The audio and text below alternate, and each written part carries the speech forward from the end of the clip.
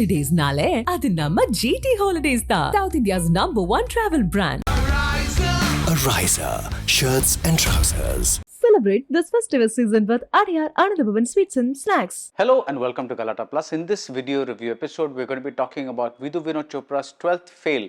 The film transcends the cliches of the underdog makes it genre with pure, fine filmmaking. The superb film is based on real events as recorded in Anurag Pathak's book 12th Fail. It features Vikrant Massey as Manoj, a young man from the Chambal region who, inspired by a policeman, wants to become one too. And what inspires him about this policeman? His tendency to tell the truth. It must also help that Manoj's father is himself a Satyavadi. The man is suspended after refusing to aid the lie that the area's farmers got the seeds they were allotted. The unsurprising truth, of course, is that the government officers sold the seeds at the black market. The result of the suspension is a very funny scene with guns, which shows that we are in a dreaded dacoit land where firearms are whipped out for the smallest of disputes. The odds are against Manoj because the UPSC exam is a distant dream for someone from his background. A character says out of 2 lakh Hindi medium aspirants for the IAS or IPS, only 25 to 30 get selected, and we find ourselves in an underdog story.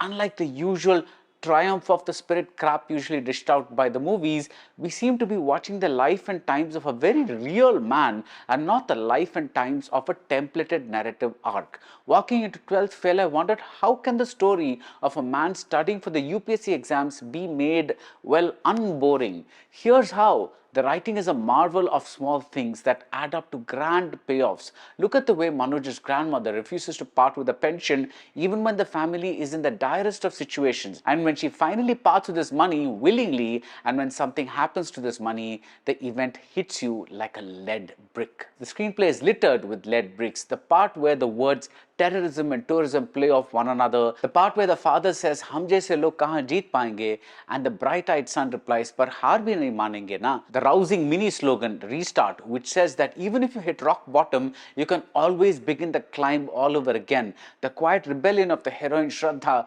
played by Medha Shankar. In fact, the way the whole friendship to romance angle is written, everything starts soft and hits hard. Only in the final portion, say when an intimidating examiner looms large in the frame, do we feel we have entered a zone that's a little filmy, but only a little, and only because the preceding stretches, the preceding portions have been so remarkably underplayed. At several points, my eyes went moist. There's nothing showy, and even a shot where Manoj is reflected in the rearview mirror of a vehicle has meaning. It has a purpose. The result is some of the purest, finest filmmaking I've seen, and this purity reflects in every single performance. Medha Shankar is a fragile presence, but inside she's all steel. As for Vikrant, he knows he has the role he has been waiting for all this time, the role of a lifetime. He grabs it and he runs with it. Manoj is a Kalam reading idealist who's stubborn about the way he wants to get ahead. So the lines that drop from him don't sound like preachy lectures, even when the line itself is a preachy lecture, a preachy mini lecture rather. A cop tells Manoj, "Chote se ho, par dam hai tum mein." Vikrant uses his slight stature to suggest the internal strength of an underdog. He may not look strong, but inside he's Atlas. His eyes are ablaze with a crazy light we see in great eccentrics.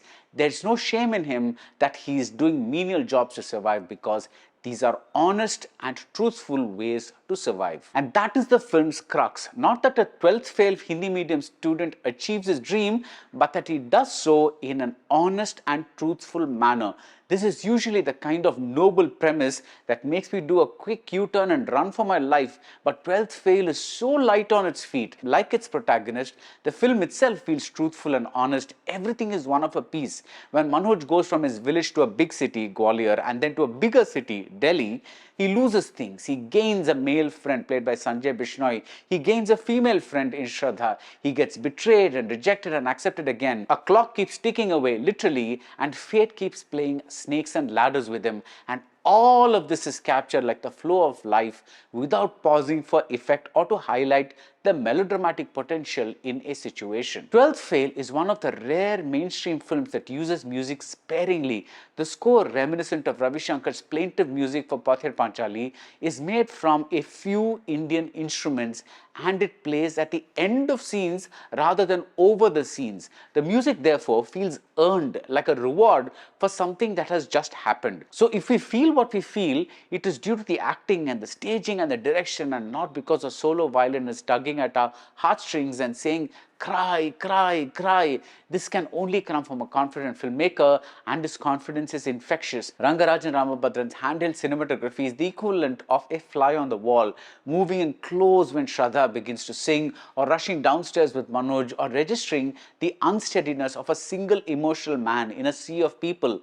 The gentlest focus shift happens when Shraddha argues with her father, and the one track trolley overhead shot occurs when Manoj walks into a room filled with people like him to show him in the midst of many. 12th Fail strips away all artifice from filmmaking. It shows that you can show the real life struggles of the underprivileged without it all feeling like you're reading a finger wagging newspaper editorial by a buttoned up academic. Even the interval point high, we may hear a ringing sound, but the scene itself is muted. Even the I love you scene, it's wistful and it produces an emotional high, especially with the closure against the backdrop of pink mountain skies. But the sequence itself, it's played in a minor key. Even the midway scene where Manoj returns home as a failure, it contains a breakdown, but it does not contain melodrama. The feelings come from Manoj and from the people around him, and they aren't calculated to make the audience feel, and that is why we feel these emotions all the more.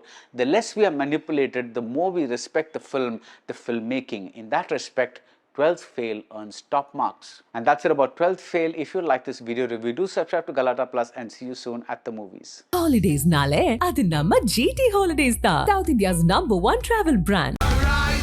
Ariza, shirts and trousers. Celebrate this festive season with ADAYAR, ANANDA Sweets and Snacks.